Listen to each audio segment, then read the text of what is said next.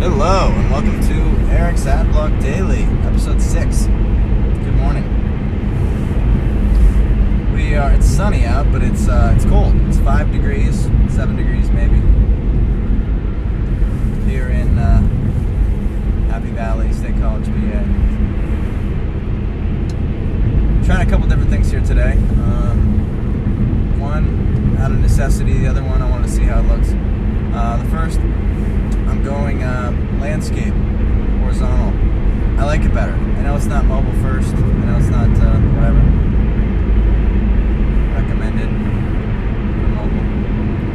But I think it's better because when you upload a vertical video, when it's on desktop, when you upload it to YouTube, it blurs out the sides, looks ugly. There's a lot of wasted real estate.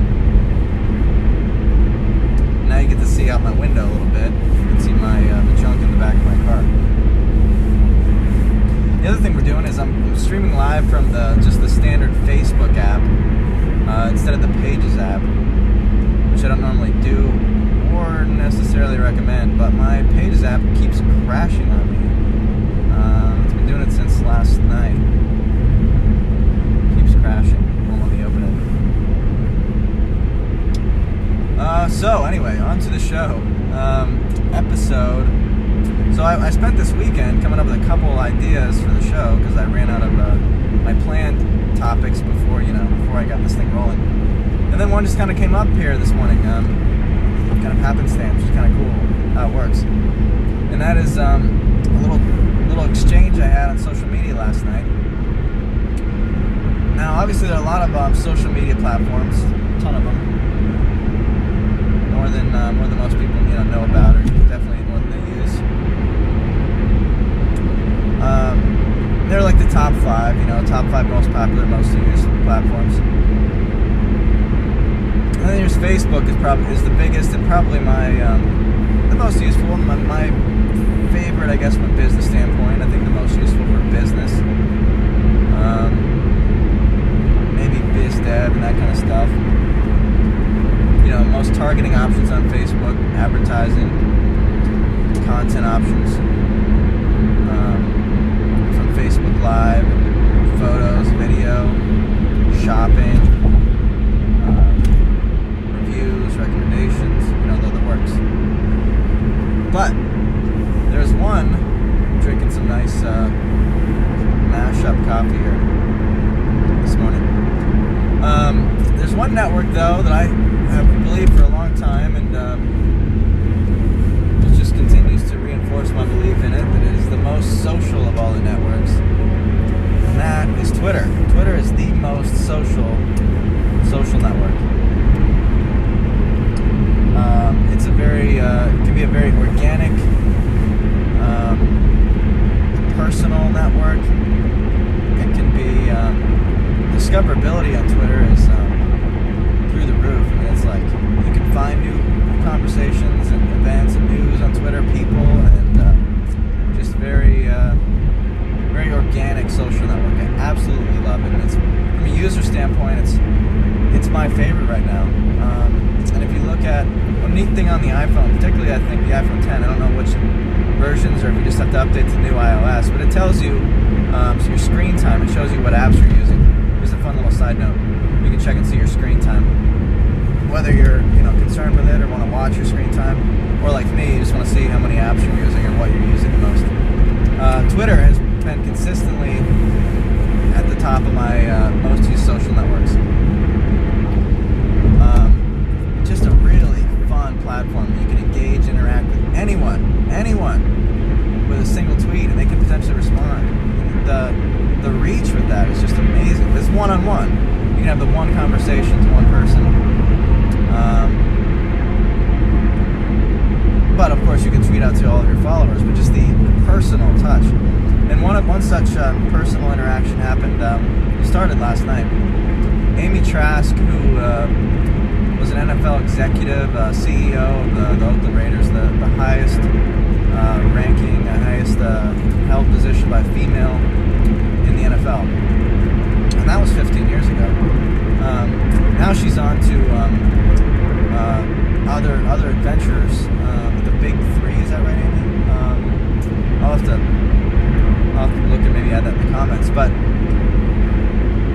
night, I've been following Amy on Twitter for a while now. She's relatively new to Twitter. She only joined Twitter, I think, maybe a year or two ago.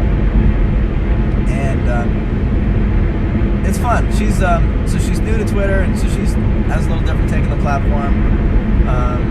She's adding, I think, a little more of a personal touch to it. I love her tweets and her honesty and just her, I guess, like sincerity, and it's just really neat. And she ends a lot of tweets with, at the end, after she replies to someone or tweets at someone, usually a reply, she'll say, "and hi."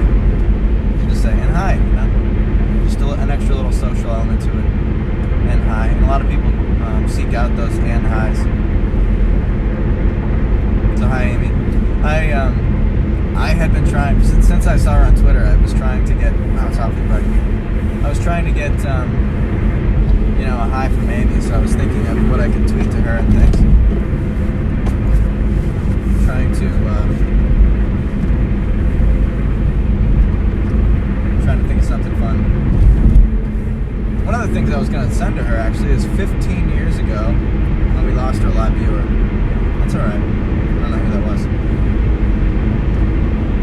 15 years ago, in high school, maybe junior year of high school, I wrote an article about, the article I just looked at it this morning, that's why I know the article title, Women in Business Equal Career Opportunities. I wrote this article, I think it was a persuasive piece or something, that women should be given more opportunities in business. And I highlighted Amy's role with the Raiders in the NFL. With some really nice quotes from Amy. You can actually find it if you go to my Twitter at Eric Zimmett, ERICZIMMETT, or ericzimmett.com/cloud. So I wrote this article about Amy 15 years ago, and last night Amy tweeted something about bias. I forget exactly what it was.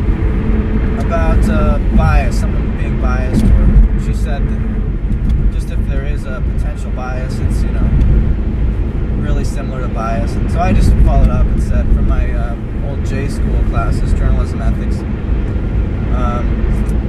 I replied to Amy, I said, the perception of bias is the same as bias. I remember that from J school, is what I said.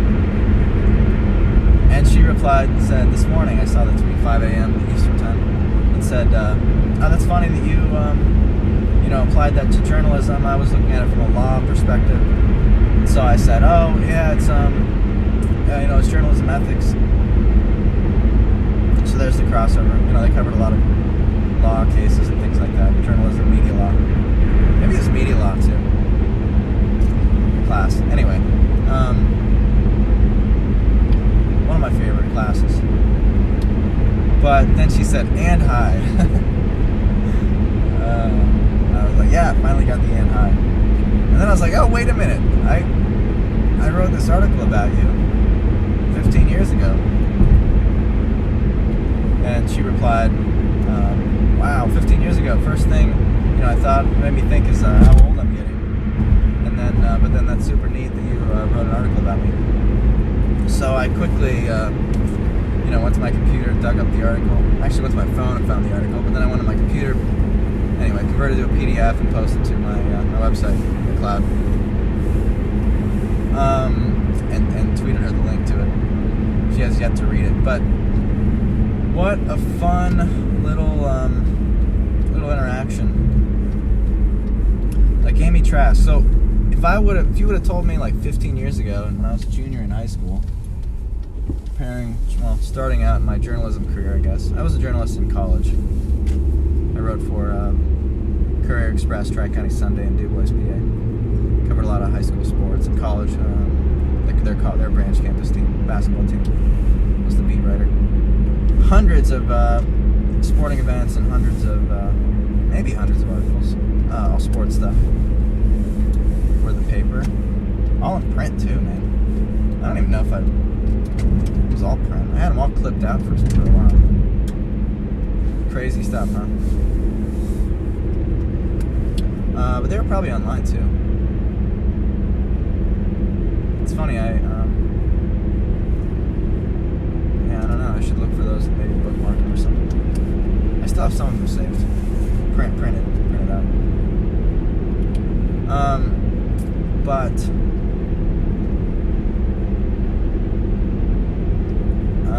journalism, so ethics, no. Amy and I. So that's 15 years ago. If you would have told me that, I would have been able to tweet that article to Amy and actually give her the article, would be, I don't know, I'd be pretty blown away by that, I think. Junior in high school, social media Twitter wasn't around yet, Facebook wasn't around. This was 2003. I think Facebook was started at Stanford, I think the following year, 2004. But it was only Stanford. You had to be a Stanford student to use it. And then it was later, it opened up to other campuses. And then you had to have it. Then it was all college campuses. You had to have an @edu address. And then later opened up to everybody. But if you'd have told me 15 years ago, I would have thought that was pretty neat, that I could have shown my article to Amy, and that happened this morning. I sent my article to Amy, and she's going to read it, whenever she gets a chance. It's just cool, that interaction, that I was able to tweet that to her and just have that fun chat. That kind of stuff can happen on Twitter. I mean, you can tweet at anybody that has a Twitter account, and hopefully, unless they're some celebrity that has a PR agent or something handling it, it's going to be that person responding to it. From the Pope to the President to Amy Trask to actors, coaches, players, politicians. Just really cool, the organic conversation you can have on there, and that's a real human element to it too. You can be really personal on Twitter, and brands can have a lot of fun on Twitter. If you check out Steakum on Twitter, that's an agency handling that for Steakum, but they've created this really neat, unique brand voice that I love to follow, and that's tough. I don't recommend necessarily doing what Steakum's doing. That takes a lot of strategy, and man, that would be tough. Around the clock stuff. I mean, Steakum's agency is doing a stellar job with that. They're having, it looks like they're having a lot of fun, and they're really making a name and a brand for not only the agency, but Steakum, and cool stuff. So I'd encourage you to follow Steakum on Twitter and Amy Trask. Try to humanize, I guess. End note and hi is try to humanize your social media. It doesn't have to be on Twitter where you humanize. You can humanize your interactions, at least on Facebook and these other networks too. Not all of your posts have to be personal or anything, but your interactions with people, person-to-person communication, can be very personal. Even on these corporate kind of accounts and things like that. Twitter's a fun place to start, and as I always recommend for businesses trying out new networks is just launch one on your own. Launch your own. If you don't have a personal Twitter account, you're not ready to throw your company out there, and that's kind of a falsity anyway of throwing your company out there, because your company's already out there. People are already talking about your company on Twitter and Facebook. So why not jump in and join the conversation? But if you're hesitant to branch out and put your company on these platforms, try it yourself first and get comfortable. Open a Twitter account, a personal account, and you don't have to tweet stuff. You don't have to tweet anything. Just follow people. Just read news, engage, maybe like some tweets, and then tweet some things you have that you want to share. You want to tweet them. Start to experiment with that until you get comfortable. But I've really been enjoying Twitter these last 3 or 6 months, following news, interacting with people. Really fun. And this highlight last night and this morning with Amy Trask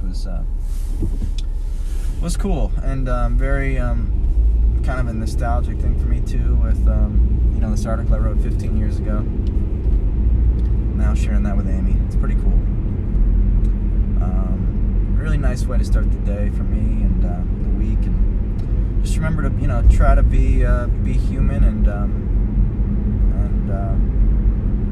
interact with your fans and followers on social media, both on your personal accounts and your business accounts, and really try to have some fun with this, because it's going to be a really fun and exciting industry if you use it right.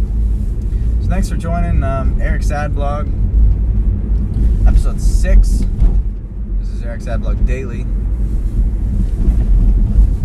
For Eric's Ad Blog, I'm Eric Zimmett. Catch me next time, and hi and goodbye.